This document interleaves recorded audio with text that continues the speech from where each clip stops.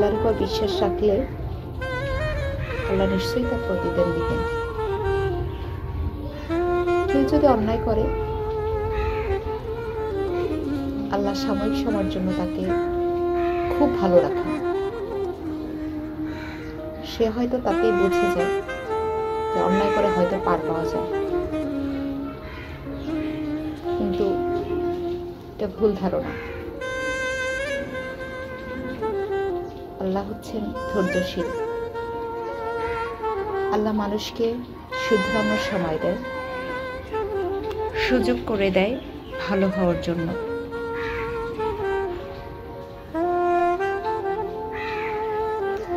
আজ যে জেনে শুনে অপরাধ করছে, অপরাধের শাস্তি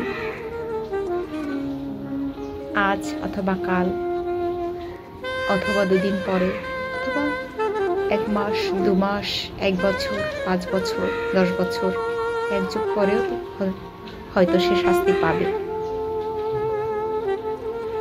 প্রকৃতি ছাড় দেয় কিন্তু ছেড়ে দেয় না।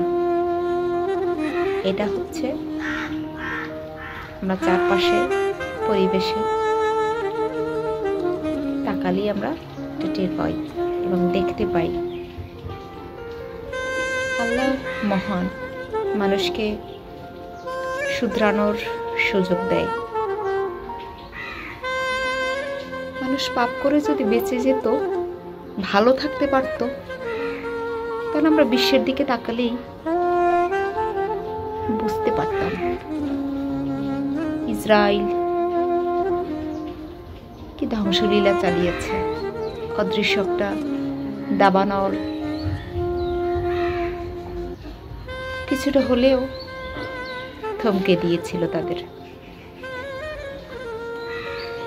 আরো কত শক্তিধর দেশগুলো আছেন,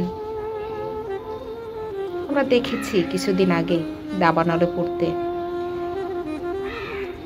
মানুষের জীবন বড় অদ্ভুত।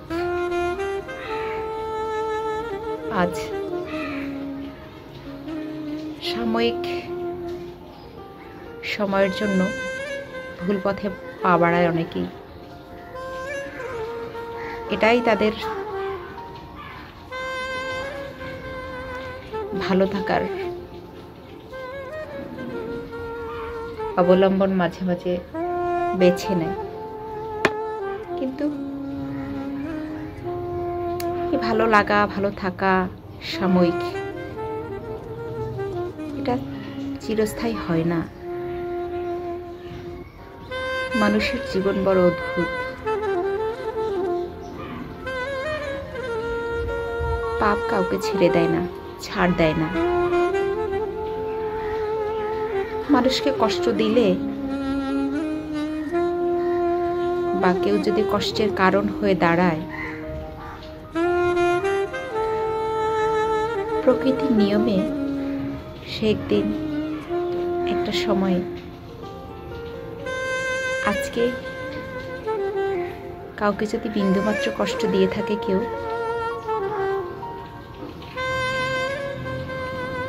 কিছুদিন পরে নিশ্চয়ই সেটা ফিরে পাবে, ফিরে আসবে তার জীবনে।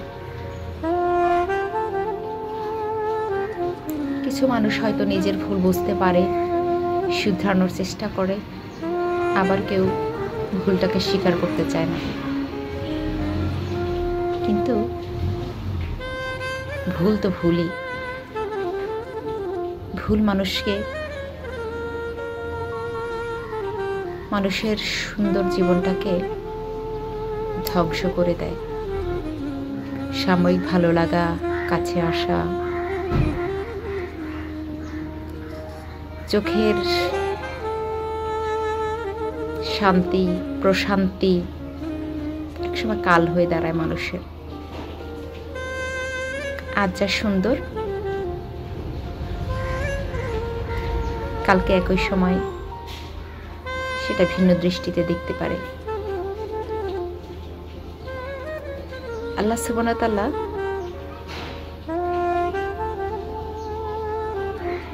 মানুষকে শুধরানোর সুযোগ দেয়।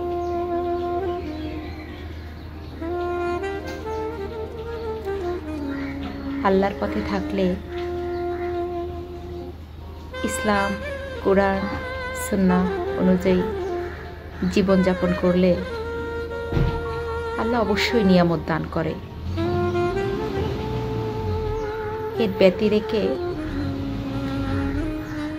যদি জীবনযাপন করে মানুষ, তার ফল পরকালে কেন এই দুনিয়াতেই পেতে হবে। এবং একটু খেয়াল করলেই বোঝা যায় যে মানুষ তার ভুলের শাস্তি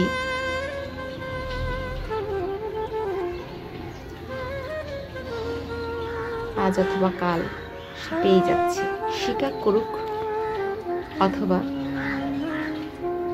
নাই করুক।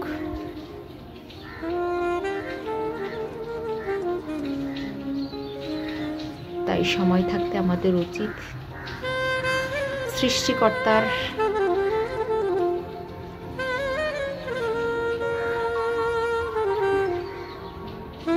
পথ অনুসরণ করে জীবনযাপন করা, যা পাপ, যা অন্যায় তা থেকে দূরে থাকা।